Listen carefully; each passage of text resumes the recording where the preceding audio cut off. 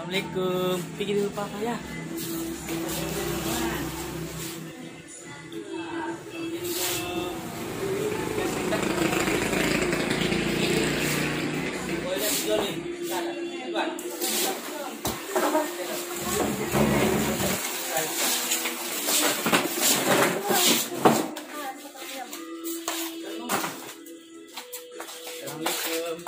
Saya punya pengalaman pribadi, subhanallah.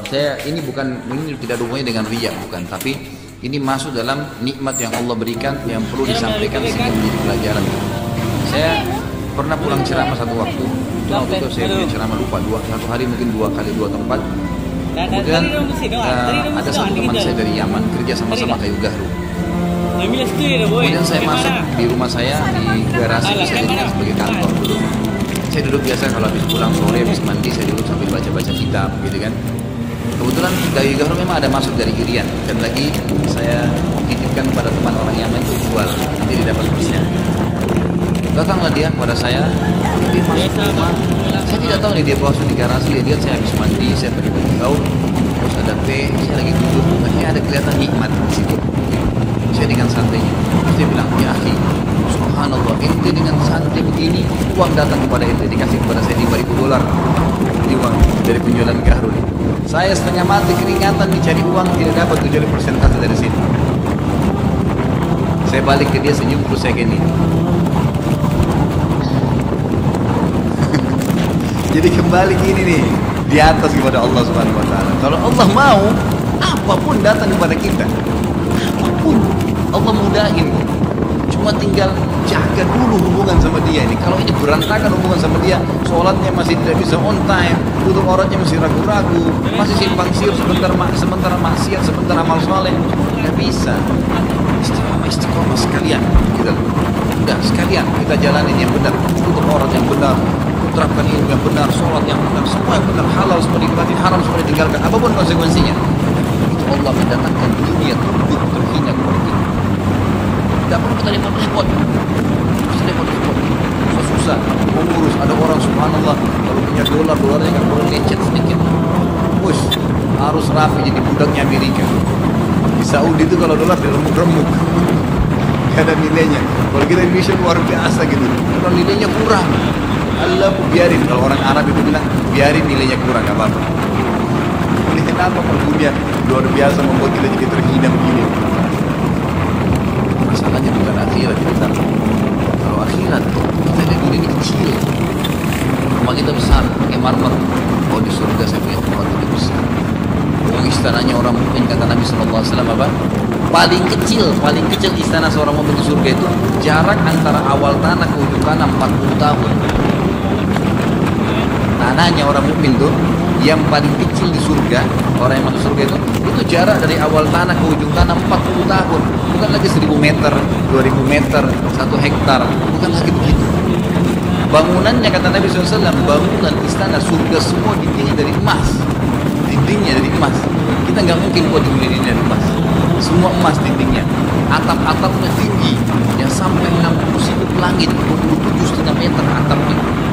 Kalau ini misalnya rumah Ibu Imas, rumah Samsul ini mungkin 7 meter, 10 meter, itu 27,5 meter atapnya. Minimal istana surga.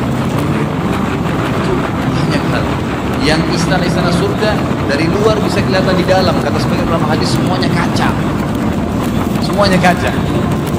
Semua dipenuhi dengan pohon-pohon buah-buahan yang kalau buahnya dicabut keluar lagi, dicabut keluar lagi. Kalau kita di dunia ini tunggu musimnya baru keluar. Itu pun kalau sempat matang, kadang-kadang diambil orang sebelum matang. Di surga baru dipetik keluar lagi, buah yang sama, nggak pernah habis. Sampai dalam hadis kata Nabi SAW akan datang penghuni surga berkata, ya Allah, saya ingin cocok tanam. Kata Allah, ada apa lagi hai anak Adam? Semua kau punya ada. Dia bilang, ya Allah, saya mau coba cocok tanam seperti di dunia.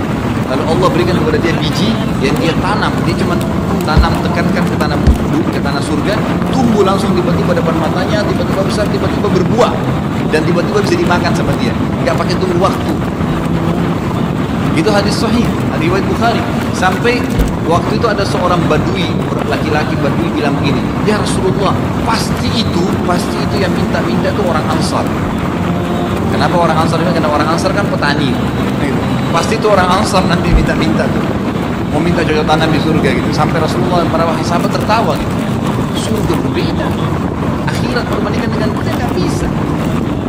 Pernah didatangi Hasan Basri, ditanyakan oleh seseorang, bagaimana menurut anda bedanya dunia sama akhirat? Kata Hasan Basri, mana bisa saya bandingkan dunia dengan akhirat? Dunia itu awalnya dimulai dengan tangisan, pertengahannya dimulai dengan cobaan, akhirnya ditutup dengan tangisan. Waktu kita lahir, bayi nangis kan? Hidup kita penuh dengan cobaan. Waktu kita mati juga ditangisi. Itu dunia. Masa mau dibandingkan dengan akhirat yang tidak pernah ada kesedihan, tidak pernah ada kesusahan, tidak ada masa tua, tidak ada capek, tidak ada cobaan, tidak ada semua. Imam Ahmad mengatakan dalam sebuah riwayat, kebahagiaan seorang mukmin pada saat akhirnya masuk surga.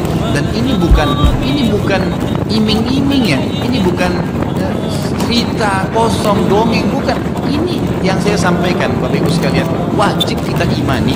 Tinggal tunggu malaikat maut cabut, kita masuk di situ. Sudah ada nih. Istana tadi yang minimal 40 tahun jaraknya itu sudah ada, kita miliki.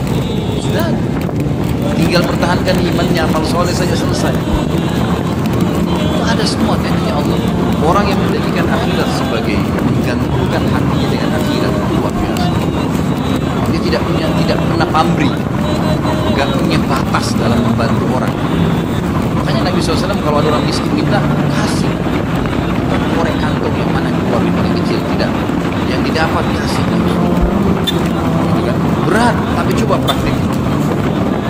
Saya pernah lihat sebuah orang, ada orang lewat di jalan, itu tarik, pakai gerobak kecil, pakai roda, ada temannya tarik, pakai tali, ada lumpur. Jadi saya berhenti, mobil saya turun, saya ada amplop ceramah, saya kasih langsung tangannya. Coba saya lawan, gejolak setan besar, aku kasih semua, keluarga juga butuh. Udah, mau dibilang, kalau saya kasih di tangannya. Doain saya tinggalin. Subhanallah, waktu awal kita mau keluarin berat, begitu saya sudah tinggalin, pelong, alhamdulillah. Juga pernah ya saya bisa berinfak ratusan ribu. Jadi infak itu yang sebenarnya, Bapak Ibu sekalian, bukan yang kebetulan ya. Kalau yang kebetulan kita masuk masjid dan colengan, itu kebetulan. Karena memang kebetulan ada depan kita. Kebetulan orang miskin lewat. Yang infak yang besar pahalanya itu yang Bapak Ibu jadwalkan. Ini kan? Kita memang keluar sengaja.